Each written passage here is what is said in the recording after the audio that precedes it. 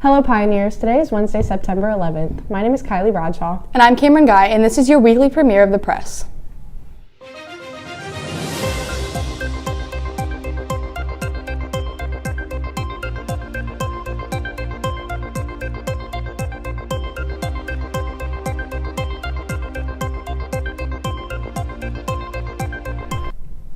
Our cover story for today is about the school shooting that took place last Wednesday in Georgia. But first, Kylie takes a look into the 9/11 and what the day looked like. Kylie? Hey Pioneers, I decided to look into the events that led to the 9/11 attacks and what followed. Take a look. It was a cool, sunny morning in New York City. While just miles away, 19 terrorists would board onto 4 commercial airplanes and carry out the worst attacks on our country the U.S. has ever seen. The date was Tuesday, September 11th, 2001, 8 a.m. American Airlines Flight 11 takes off from Boston. The plane is carrying 11 crew members, 76 passengers, and 5 hijackers. Just 15 minutes later, United Airlines Flight 175 would depart from Boston as well, carrying 9 crew members, 51 passengers, and 5 hijackers. At exactly 8:19 a.m., American Airlines Flight 11 alerts ground personnel about a possible hijacking on board.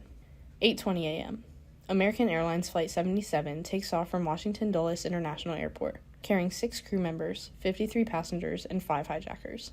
8:30 a.m. Morning activities have officially begun at the World Trade Center, including an 8:30 a.m. meeting held on the 106th floor of the North Tower, with approximately 80 people in attendance. 8:37 a.m. Boston's air traffic control alerts military personnel about Flight 11's hijacking. 8:42 a.m. After having faced delays, United Airlines Flight 93 finally departs from Newark International Airport, holding 7 crew members, 33 passengers, and 4 hijackers on board. 8:46 a.m. 5 hijackers on Flight 11 crash the commercial flight into World Trade Center 1, otherwise known as the North Tower, killing hundreds inside the building and everyone on board instantly. The crash traps hundreds of people above the 91st floor and severs all 3 emergency stairwells. Emergency services are dispatched to World Trade Center 1, and evacuation begins. 8:50 a.m. President George W. Bush is alerted of the attack. 9:02 a.m. Evacuation is ordered in the South Tower, otherwise known as World Trade Center 2. 9:03 a.m. Flight 175 crashes through floors 77 to 85 of the South Tower, killing everyone on board and leaving many trapped above the impact zone. 9:37 a.m. Flight 77 crashes into the Pentagon, instantly killing everyone on board, as well as 125 military and civilian personnel. 9:45 a.m. Washington, D.C. begins evacuations at the White House and Capitol Hill. 9:59 a.m. The South Tower collapses, killing over 800 civilians and first responders inside the building. 10:03 a.m. Passengers on Flight 93 get wind of the attacks and decide to storm the cockpit and crash the plane in a field near Shanksville, Pennsylvania, in an attempt to stop another terrorist attack from occurring. Everyone on board perish. 10:28 a.m. The North Tower collapses, killing more than 1,600 people after burning for 102 minutes. 11:02 a.m. New York City Mayor orders an evacuation of Lower Manhattan. Early afternoon, rescue efforts begin at Ground Zero. 8:30 p.m. President George W. Bush addresses the nation from the White House. Cleanup and recovery officially end on May 30th, 2002. Following cleanup efforts, memorials were constructed in honor of the men and women who lost their lives on September 11th. In all, 9/11 claimed the lives of 2,977 people and injured thousands more. As this date passes by our calendar every year, it is important to honor those who lost their lives to these awful attacks and pay homage to all of the first responders. I ask that we all take a moment of silence to remember and honor the legacy of those lost on 9/11.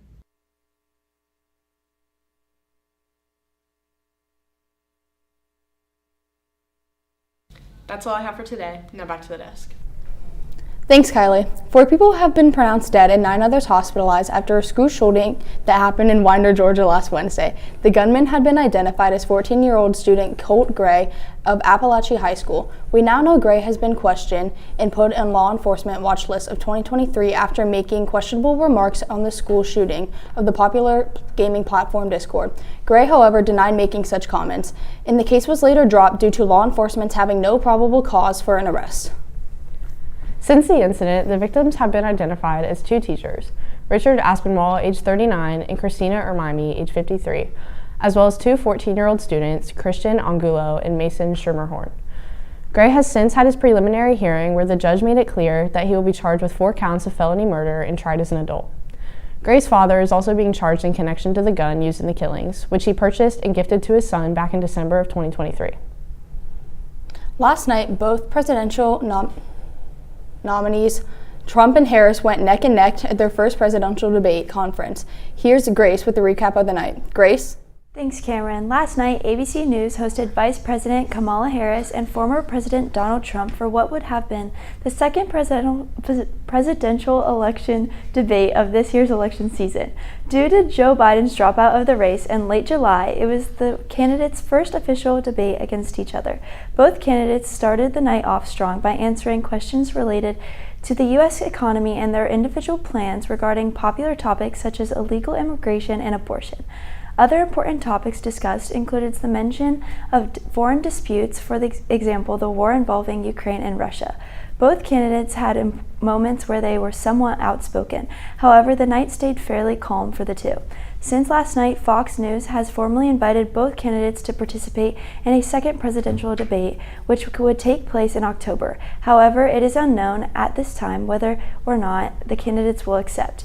It will be interesting to see how this debate will affect the presidential election, which is set to take place in just 55 days. We will be sure to update you along the way.